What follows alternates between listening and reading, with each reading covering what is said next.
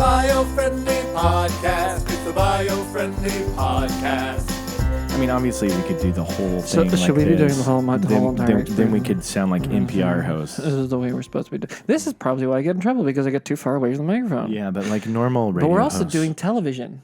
Yes, it's true. So that's the reason. So this is an issue. I think it's fine because up until this point in time, this is episode 33. 30. What? 33.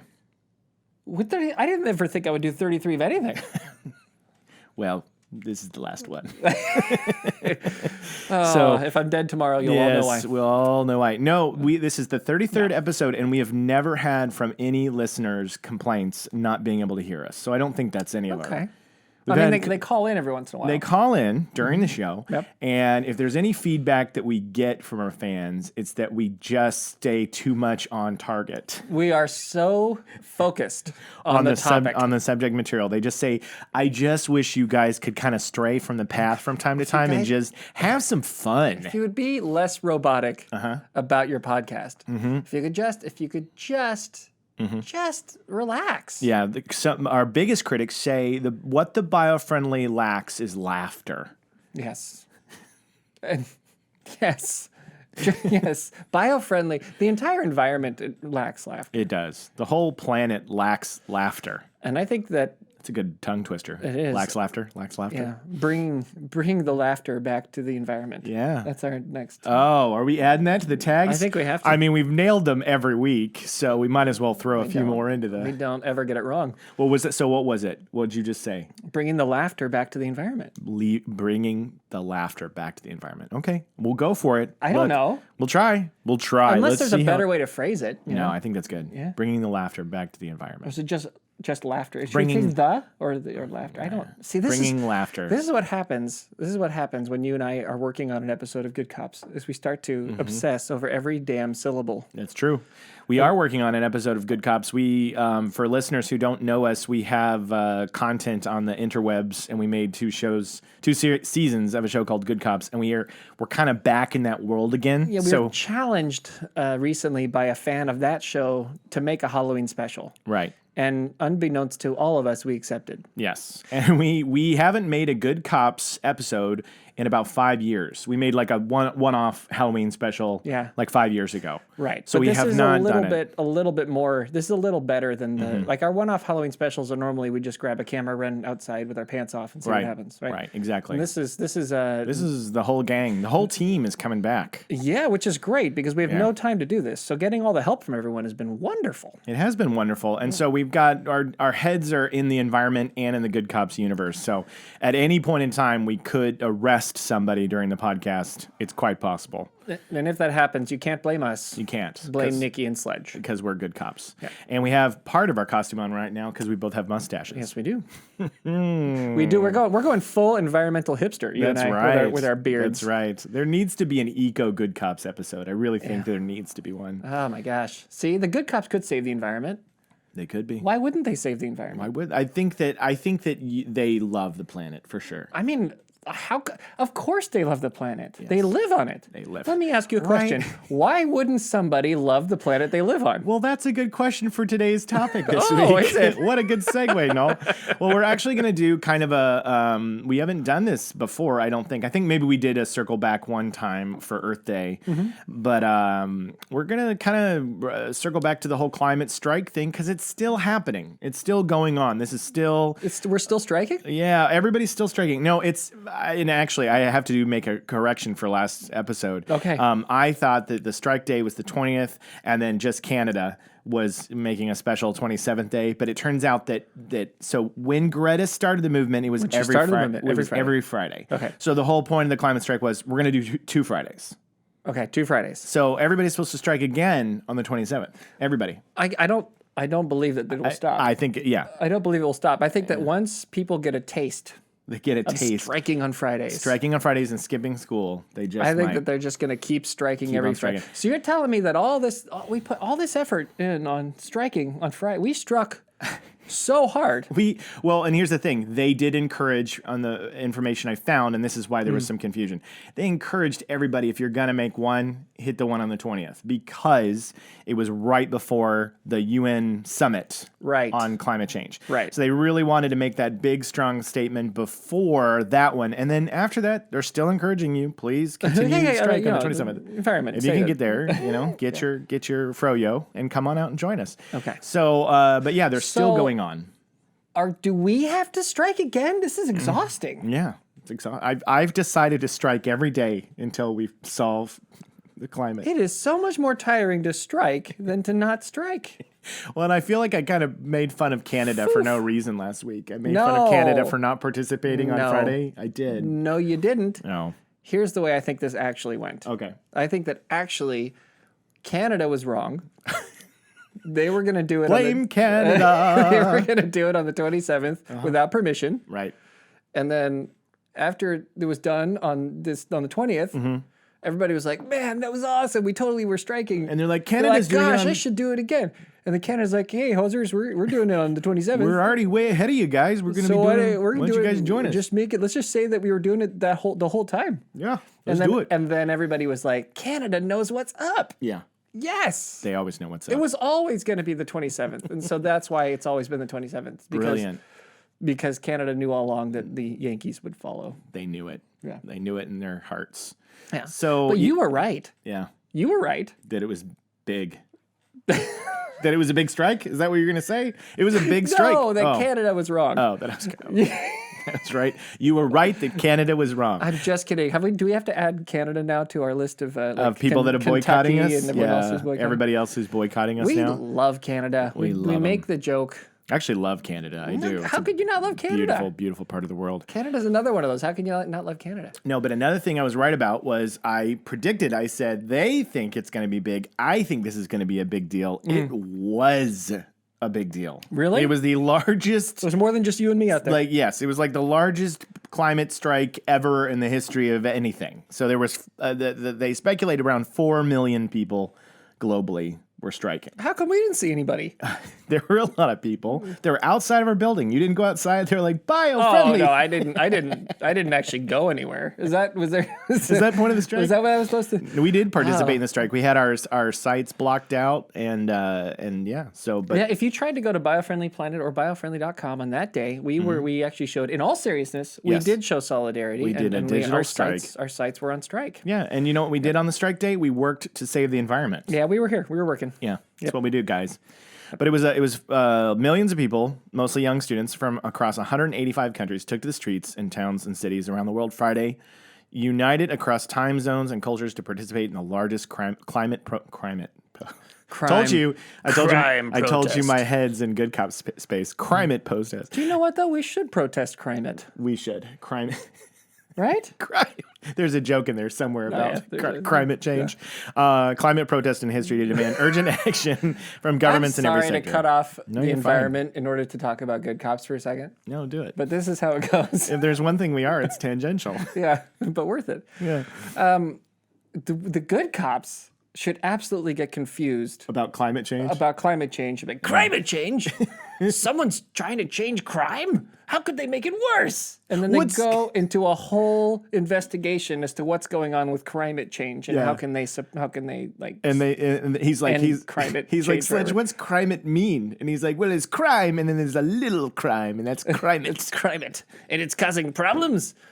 And thank God people are protesting. Oh, that's amazing. Yeah. We'll definitely do that. Sorry, back to the podcast. No, hey, they know that this show is tangential, but worth it. Mm-hmm. At least we say it is. Mm-hmm.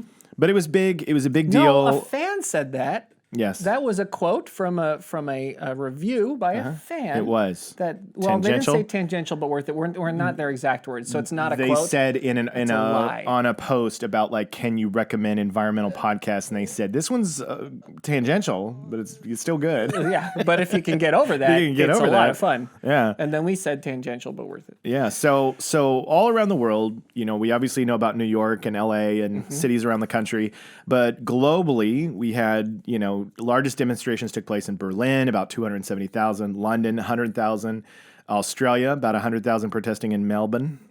Hey, You did it. I've been practicing. You said Melbourne properly. I've been saying it in the front of the mirror. I've been trying to, get some points with the Aussies. Well done. But this is, of course, as we know about Greta, and that's kind of why we wanted to circle back. One of the main reasons I wanted to circle back was because Circling back. I think that, we're in the business of saving the planet, right? We're in the business of we need to stop climate change. We need to clean up the air. We need to clean up the oceans. We need to clean up the trash. We need to reduce plastics. We need to conserve water, all those things, right? Yes. We're in that business. We are in the business of making this a better planet. Yes. So I posted a thing that was really excited about the thing, and I had a comment from an acquaintance, and not somebody I'm close to. Close acquaintance? Not a close acquaintance. Somebody that we know. Acquaintance? A moderately too far, sometimes occasionally close.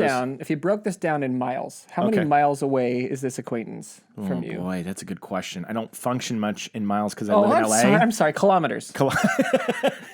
I would say 100 miles. 100 miles away. Okay. 100 miles away. So you don't see them really. I don't see them very often, but you know where they are. And if you were driving by, you might be like, oh, hey, that's where blank lives. I'd be like, yes, they live here. I'm going to stop by and say what's going on. Yeah. So, but you might not even stop by, but you certainly would note. I'd wave. Yeah. As I drove past. As you drove by that's where blah blah. Yeah. So about 100 miles. That's good. So they wrote underneath the post that I put, they put child abuse. And I was like, oh, wait, what? What's happening? And then, my response was very, very much like, hey, agree to disagree. I think this is great. But then I dug in deeper to that notion. And as most of you know who Were they cool with your agree to disagree concept? Yeah, they gave me the light. Oh. Okay. Because, if there's... We're all friends here. If there's one thing that I do is I do... 100-mile acquaintances. 100-mile acquaintances. I'm sorry. No. What I was going to say is I'm not the kind of person that engages in flame wars and goes after people on social media. That ain't my jam at all. It never has been, and I don't... if you do that... Cool. But I could never survive as a troll. I really on Twitter, on Facebook, if somebody says something harsh. Now there was an era where I got a little worked up, and I think on social media, and I said a few posts, and then the repercussions for that, I was like, I don't want to do this anymore. I only want to have heated or very serious discourse in person. Yeah. I only want to be sitting across from somebody when I do that. I want to be looking them in the eyes so that we can remember that we're both human. Yes, because I think that nowadays people can really, really isolate, the person, and they can just through words, they can say the meanest things online and feel no consequence. And so I don't like to do that. So when I saw that he wrote that on my page, I didn't want to be like, no, you're wrong. I just wanted to be like, hey, that's a vantage point that some people have. And so that got me to go, okay, what is the vantage point that people feel like that this is child abuse? Are we going to get flagged again? We probably are. Are you talking about something that's going to 100% make all of the people disagree? I think that this is a risky subject because I would say that the majority of people after Greta and the climate strikes, and then she went to the UN and she delivered a very heartfelt plea, passionate plea to say, that her youth has been ruined and that, it was very dramatic. And I think that most of us who have a, very sympathetic heart hear that and go, my God, this is really, the children of today. Brutal. Yeah. And so what might get us flagged is the pessimistic kind of more... Let me guess. How could this have ruined your entire childhood? Is that the the more the more she's acting, she's putting on theatrics. This has been instructed to her from adults. This is that's a strange. If you know anything about her, then you'd know that for her to put on theatrics and act would actually be a very difficult thing to do. Yes, and if you go back to Greta's movement from the beginning, she started out as a 16-year-old kid in Sweden by herself. A lot of these people show images of Greta on her earliest days, she's sitting alone. Yeah. So this is something that drove a, at the time, 14 to 15-year-old girl to feel like we've got a problem. My country isn't doing enough. I'm going to start striking. And the movement caught on, but this is obviously something that was so important that it was on an individual level with no press coverage, with no information surrounding her. She was willing to do that every Friday. And then it caught fire and people caught on. But I don't think Greta is a disingenuous person. And I don't, if here's the issue with that is that she suffers from Asperger's. So that to be disingenuous and to be that good at being disingenuous, you really, really have to be a pretty emotionally clever individual. Right. I think so too. I just don't buy it. I don't buy that. Yeah. Look, and I'm the first one to push back on environmentalists who are going too far. I really am. But I think that's 100% true about Noel. He is the guy who I think he's a great balance on this podcast because he's the one who calls into question, are we using our head here or are we using our heart? You know what I mean? Are we looking at the facts and the information? Or are we just following all of them, all the facts? And so go on. But I was going to say, you absolutely bring that to the table. Yeah. So, I mean, I don't, that doesn't sound very fair to me or frankly possible. I just don't, from the information that we have, that doesn't seem likely. Right. But carry on. Right. But this is how people feel, so let's hear it. So they feel that way, and so there's even been a term that has been coined that is basically about this climate despair that we now live in today. Okay. And there's a word that is in Swedish, and I've got to find it, but it's like climate. Can I see it? Yeah. Let me find the word. This is where everybody who's watching the podcast gets to take turns trying to pronounce this word. Yes. I have to find the word. Here's where I make fun of Jacob on national. Yeah, this is me. Sorry. Climate this is where I say this is obviously something he wanted to say. This is something he was thinking about. This is something that he probably planned and prepped for, and he does not have it at his fingertips while we're live. I know. And it's funny because I did have it. I had it all there, and I had the term and everything. Oh, this is hilarious. And now we're searching. He has to start over. He's now searching the term again to try to get it going. And he does it Swedish meatballs. Let's look up. That was what I was looking up. It's like clum. Everything, all that's coming is Greta. I know. He didn't even write her name. Klimatångest is something like that. I'm not going to be able to find it in the moment that I'm looking for the most, unless you want to vamp and do some jokes. Yeah. Well, type eco-anxiety. You've got a tab there. Yeah. What's that? What's that say? Eco-anxiety. Yeah. This is an article that says eco-anxiety on the rise as activist groups sound the alarm. Because that sounds like what you're talking about. Yeah. Is it not just the Swedish word for this eco-anxiety? It is. That's all it is. Okay. So we're going to speak English. We're going to speak English for the sake of this episode. I promise you, Jacob, we'll find this word, and we will make sure that you know that when you're following us on our Painless Screen group. I'll have to write it out for you. But it's just the Swedish word for climate angst or climate anxiety. Right. And so it's, it starts with a K and it's got little symbols over the letters that I don't know. Umlauts? Yeah. No, the circle one. Oh, the circle ones. I don't know what that one's called. Those are right. We need to learn what those are called because that's a very valuable symbol. Right. It changes the letter. Changes the letter completely. Yeah. So it was a word that said that nowadays the problem is youth and young people are growing up with an increasing amount of climate anxiety, and it's being seen in schools and by doctors. And so from the time that they're very young, they're being taught we're all gonna die and the planet's in big trouble. I actually that I can relate to. Yes. Not taking the Greta part out of it. Yeah. I can actually relate to that because I've definitely seen just from what is taught to my kids at their school. Yeah. That there's definitely a heavy push behind, not just behind environmentalism, but behind the fact that it is an enormous emergency and we are all definitely going to die and there's nothing we can do about it. Not there's nothing big, but yeah, basically there's nothing we can do about it. That's the message. It's going to happen so soon that it's hopeless and something. And I could see. Like if you're talking about kids in general and giving them a little bit of a larger scope of all of the information and how some of the facts that are being presented to them are being calculated, they might see like, okay, so there's a problem. Yeah. There's definitely a problem, and we definitely need to get on our horse and start riding and get this thing fixed. Yes. But they wouldn't then be saying, oh my God, we're all gonna die. What do I do? I'm gonna kill myself, right? Yeah, exactly. I get that. So I get that. I agree with you. And so to the person's comment, as I dug in, I thought, look, I have children, you have children, and those of you who are listening have children. We don't want to raise them in a way that they're looking around and they're saying everything's hopeless. We want to fill them with hope. And that's one of the reasons we do this show. The only way that you're ever gonna get anybody to fight to destroy the empire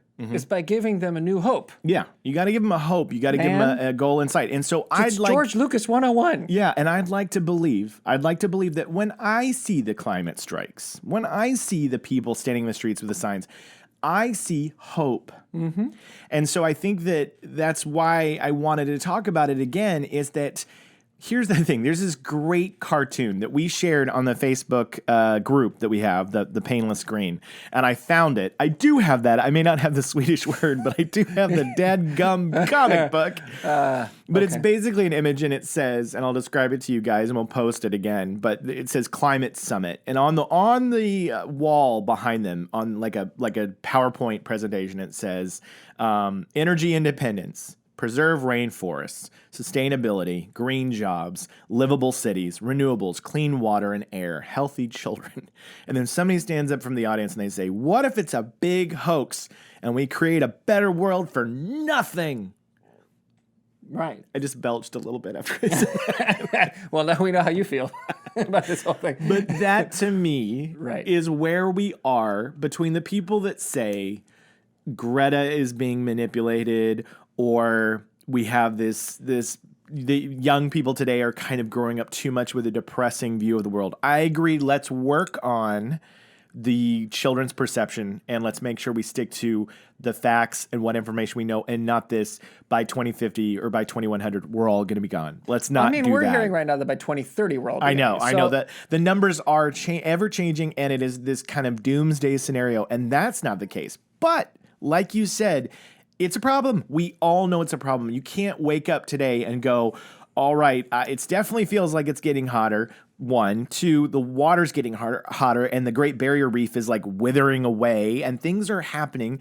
And we see images of fish with plastic around their mouths. Well, one of the things that frustrates me a little bit about and granted, you got to remember, we solve air pollution. That's what we do. So climate change is directly related to what we do, and 100%. we make more money when people scream that we're going to die in 2030 if we don't do climate change. Right. I want that to be made clear. We would benefit if everybody was in the doomsday panic button. Right. That helps our business.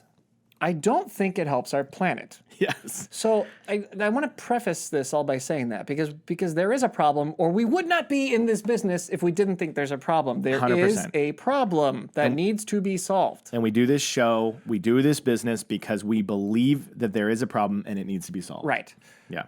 But climate change becomes a button for blame for every single problem. Right. Right? That everything that's going wrong in the environment is all related to climate change. If we fix climate change, we're going to fix the whole... No, that is complete and utter nonsense. Yes. We do have to save the rainforests. Yes.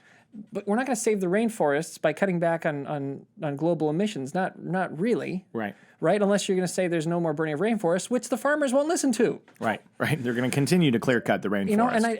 And the rise in water temperatures is apparently destroying the coral reef, but also the thing is being traveled all over. There are boats all over the thing, and there's people climbing on it, and there's sunscreen all around it, and there is runoff going into. There are so many other factors that are closer and obvious, right, that have to do with the coral reefs. Yeah. That we should be focusing on. Like, the environment is a wholesome problem, and as soon as we stop polluting the air with whatever it is that we're creating, with the carbon emissions we're creating, and by producing dirty energy and all the rest of it, we're still going to have a problem with the coral reefs. Yeah. We're still going to have problems that we have to solve and we have to look at. Right. It's not the end all be all. We fix it all in one fell swoop like that, right? We got to work together. We've just got to look at this thing as a wholesome problem. Agreed. And start to adjust it individually as, what am I doing? What little things am I doing that I can change? Right. And how can I change my frame of reference? How can I change my mind on how I approach things? Yeah.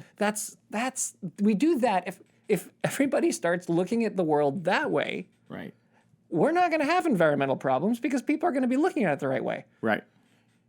We're all in this together. I don't care if you watch Greta speak at the UN and you go, she's just a dumb little kid and she doesn't know what she's talking about. Well, I think that if you take that perspective, nothing is ever going to get done. nothing. You are literally fighting against progress in some way, shape, or form because you're choosing to look at the negative part of her plea. The positive part of her plea is young people want a cleaner, better world. I think we all want that, right? And they are scared. And if you can't just brush away the fact that they are scared. Sure. With the thought that, oh, well, it's all baloney and the information they're getting isn't true and this whole thing could be a hoax and they're worried about nothing and they should just shut up. Yeah. You can't, that's not how you solve people's problems. Yeah. You cannot solve people's problems by just, saying you're wrong, you're misinformed. I think that 4 million people striking around the world shows that it's loud enough. And look, there is the science behind climate change and where we're headed and when things are going to be problematic on planet Earth. I believe in the human species to rally together and come up with a solution. Like I read the other day, if we plant 1 trillion trees, we're going to be fine. We've already started the process. We've already started the process. We collected a whole bunch of acorns from some beautiful trees, and we're going to have a secret project over the next little while. We're not telling publicly where we're going to plant these because we don't want someone to we're going to stop what be we're doing. Tree planting ninjas, and we're going to just drop them everywhere. And that's the thing is I think that when I read that article, I thought, look, you hear the number 1 trillion, and you're like, that's a lot of trees. Yeah, but if every single person on the earth, or even just if 1 billion of us, 10% of us, 1/8, yeah, if 1/8 of us said, I'm gonna plant 1,000 trees over the course of my life. Yeah, right. I'm gonna plant a tree every other week. Yeah. That would make a huge difference. We would plant 1 trillion trees. I believe and I choose hope, and I choose that the human race is resilient and that we will rise together and we will find an alternative to plastics, that we will clean the air, that we will clean the oceans. I believe we can do it. And that is the message of what we're trying to do here, is that let's not focus on doomsday. Let's not focus on the conspiracy, people are being manipulated. Let's just come together, look at the problem, and let's solve it. Here's why I love Greta Thunberg. Okay. You want to know why I love Greta Thunberg? I want to hear it. I love Greta Thunberg because she has stirred up on her own. And make no mistake about this, in the end, she's done this on her own. Yeah, people have jumped on board and people have brought more attention to it and more light to it. But she, by just making a decision that something was important to her and she was going to repeatedly do what she could about it, she has on her own raised enough of a stink that it is becoming profitable to start to innovate and to go and green. to come up with more and more ideas. It has been. And not that it hasn't that hasn't already been done to some degree to lay the groundwork. Obviously it has. Sure. But she does this and it makes a big noise and people start to think, oh, what can I do? What can I do? And then you start getting people who get innovative, and that's where you get technology. I mean that you shared something a while ago about the drones that fire tree bullets into the ground to plant trees. Yeah. A drone with 1,000 bullets in it, Tree bullets can go out and it can plant them. What that's like a week? It can get that done or something? No, it said it was like a week. It was like some crazy fast amount of time. Yeah. So we're talking about 1 billion trees or 1 trillion trees when you have people actually putting technology towards it and thinking about how can I do this in a really efficient way? Yeah, how can I cover this ground without a person having to walk out and do it? They can just fly something up there to do it. The other thing about trees is that they want to survive and they want to grow. So again, this comes back to we've got to do more to get people to change their mind, change their thoughts on what is a good thing to do now. And that's across the world. Is particularly in Siberia, right? Where we have our largest forest in the world. And in Southeast Asia, where you've got tropical jungles all over that whole entire area. And of course in the Amazon. Yeah. To get the thought out and to start putting this concept out of maybe these trees are worthwhile to keep around because trees grow themselves. Yeah. They don't need people to plant trees. Yeah. So long as you leave them alone. Leave them alone, guys. They will grow back. We all saw the movie The Happening. We can't mess around with the trees because they will come back and they will kill you. Oh, my God. Remember that? That was our slow jam for the trees. That was a really good movie. That was a good episode. It was a really good movie. It's Wahlberg's best work. No, but yeah, the Great Green Wall in Africa, where they're building an entire row of trees to cut across Africa. That's another huge story. Yeah. So, I mean, Anyway. Have I been on a high horse this whole episode? No. I would say for our listeners that are like, where's the funny stuff? Look, this climate strike has caused a lot of things to be thrown back and forth. And if you spend 5 minutes on Twitter or Facebook or whatever, it is tiring. And I got sick of it. Yeah. You probably don't want to tune into the Biofriendly podcast and not hear us talk like Muppets, right? No. Like we've blown it today. We blew it. We're supposed to be everyone's relief. No. We're supposed to be everyone's relief, and instead we're just sitting here making people more bummed out. Kermit. Oh, Gonzo, I think this is a terrible thing we've done. That was supposed to be my Fozzie. Oh God, that probably was Fozzie. I just don't remember the Muppets. No, what's so funny It's been too long since I've seen one. I've tried to do Fozzie Bear for Jamie, my wife, for years, and every time she kind of gives this nod, like, not really, but he's, you know what I mean? Yeah. Like, I can do some voices, and then sometimes I get fixated on doing character voices that I just can't get. Yeah. But in my head, I think I've got it. Yeah. And so I'll do something around the house, and it's just kind of like a no. Yeah. No. Can you do animal? Woman. Flawless. For flawless impersonations, listen to the Biofriendly podcast. No, my animal is all right. My Kermit, you did a Kermit, I did a Kermit, but the other Muppets, Kermit the Frog. He's a good one to do. Kermit the Frog, but I can't do Piggy because Piggy, you got to be able to go the falsettos. Kearney. See, you got it. You can do Miss Piggy, but that was all Frank Oz, who was brilliant. He was. But back to the I was. Are we doing an environmental show again? No. What I was going to say is we didn't cut up and be silly for you guys, but the truth is I wanted this show to be like, look, one, climate strike was a successful thing. Two, if you have criticism for children being out of school and not getting the education and this being a manipulative topic, we're not deaf to that idea. I'm not going to turn a blind eye and say, are people profiting and benefiting from using young people to get their statement across? Yes, of course that happens. There is no doubt. There's no doubt that happens. That is happening, and I'm not going to say that it isn't. But, because it hasn't been a silly podcast today, it's more about, okay, those 2 points aside, let's focus on the task ahead. Let's just keep on keeping on. Right. This is really a celebration about awareness of a topic. That's really what this is about. People are talking about it. Yeah, that's what it is. And by the way, not all schools are handling this in a bad way. I mean, my daughter and her whole class, they gave them 5th period off to strike. That's nice. So all of the kids in 5th period, they got outside of class and they were in front of their school and they were holding up signs and they were talking about the environment, preaching the environment, and they were striking. That's right? awesome. And it was great. That's a cool way to kind of meet in the middle. It is. Right? It is. It says, you can strike. Let's do this. Let's give you some time to go out and do this and talk about this. This worries you. That's great. And there's that in the end, hopefully that's what Hold Your Calls. Guys, we're on a roll. I mean, he's just sharing about his kids, and I know you got your own personal stories, but it can wait. Wow. It's kind of rude. I can't right now. Can't with you guys. Time your phone calls, people. Not right in the middle. I mean, that was a very heartfelt, vulnerable post about your children in school, and I feel like that this person right now is just discounting that completely. So can you just call back later? I guess this is a big deal. This is it's fine. We'll let. Back to your point. Oh, they gave up. Okay, good. Yeah, good.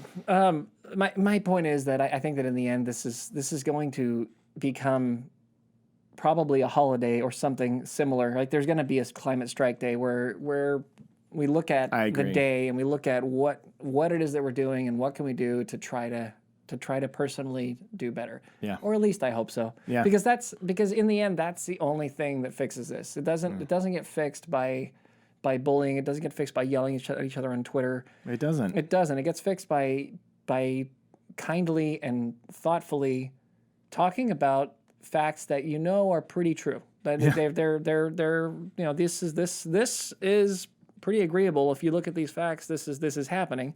And take a look at maybe here's a couple simple things you can do, and that's how we change it. Yep. The listeners of this show, and I love talking to listeners of this show because they say most of them, they'll say, I didn't really care about the environment that much. Yeah. And now I didn't do much, and now I do. I do. And they're not, they're not hardcore out there screaming at people, but they are definitely doing things in their life to make a difference and telling other people to go do things in their life to make a difference. And that's it, man. Yeah.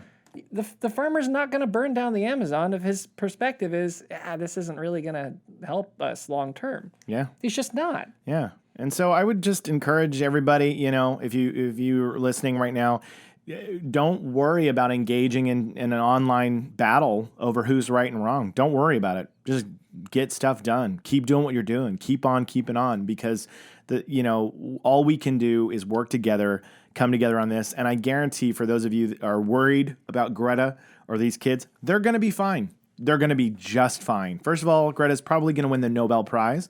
And so her life is probably going to be great after this. Yeah. And then there's a lot of these kids, they're going to, this is something that they feel passionate about. But when you're young, the world is ever changing, ever growing, ever moving. And so this isn't going to be something that literally they skipped a couple days in school and the rest of their life is ruined. We all skipped a little school growing up. And when we did it, we weren't standing in front of City Hall. I wasn't doing anything about it. I was faking to be sick. I was Ferris Buellering, right. And I turned out fine, relatively. But let's go with that. I turned out moderately okay. Oh. No. I joke. You're great. You're great. You're great. So anyway, thanks again, you guys. I know we circled back, and we did. You weren't on your high horse. I would say we focused in. We really drilled in on this episode. We got emotional. We got emotional. It is an emotional subject, and sometimes that's going to happen, dude. Yeah. But this has been your beacon of light in a gloomy environment. Sound years ahead of the competition. Saving the world eventually. Tantamount. So glorious. So handsome. The new one, I'm going to do the new one first, I don't know this. I don't know how this goes. It's always me. Every week it's me. Every week. I even thought, you know what, this week is probably going to happen because we've screwed it up so many weeks that I've been told so many times what's the right one. So great about that is all you had to say was tangential but worth it. And I was going on a tangent. But then you decided to throw a new one in front of it. And I was like, even if he says tangential but worth it, we don't remember the new one. We at least cut the ones we have. Here's the problem. I didn't remember either. It's me. It wouldn't be. I'm the problem. It wouldn't be the biofriendly. No, I've messed up plenty of times. It wouldn't be the biofriendly podcast if we got it right now. I'm convinced. Tangential but worth it. I'm convinced. I forget the new one. I don't know. Bringing laughter to the environment. That's it. Bringing laughter back to the environment. Oh my God. You know what? It just gets better and better for me. It just gets better and better. Because if you could see what goes on inside my head as we're getting close to the finish line, we're getting so close to the finish line, and I'm like, we're almost there. And you're like, I'm going to try the new one. And I was like, no, just say tangential. Yeah, so here's what went through my mind. Okay, I'm there, and I'm like, I'm dying. I'm like, this is the one. I'm going to, oh God, what is it? Oh God, I forgot what it was. Oh, if I say that I'm going to do the new one, it'll buy time. It'll come back. You'll buy time. And then I was like, I don't remember the new one either.